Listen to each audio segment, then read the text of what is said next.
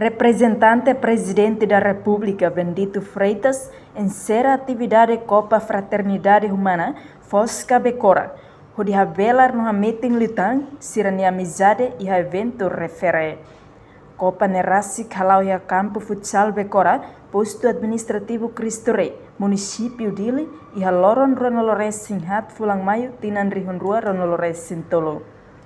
Sefi Casa Civil nuda representante Sefi Estado Bendito Freitas Sateten, Juventude Macanes Sanfini, ba desporto Timor Niang, no ato fortifica a atividade de desporto lihusi a meeting lutan, relação amizade, cultura entre povo no nação.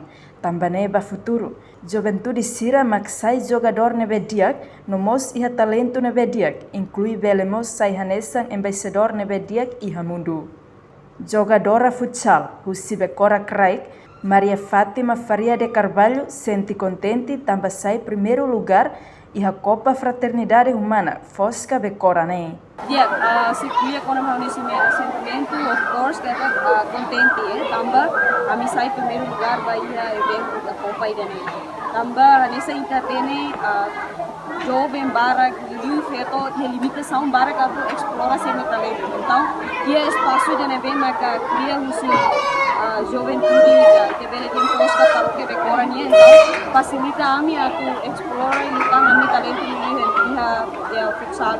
Então, bahau ni sentimento, eu sinto contente, sinto excited, terus tambah ini kami mesti primeira vez kami di competição também, kami contente também kami bela ocupa a primeiro lugar.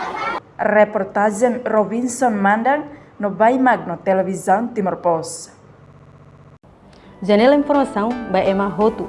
Atuheta informação atual diakliu kita haluha haneham botão subscribe, like, halo comentário no Fahet Tutang ba media sosial Hotu.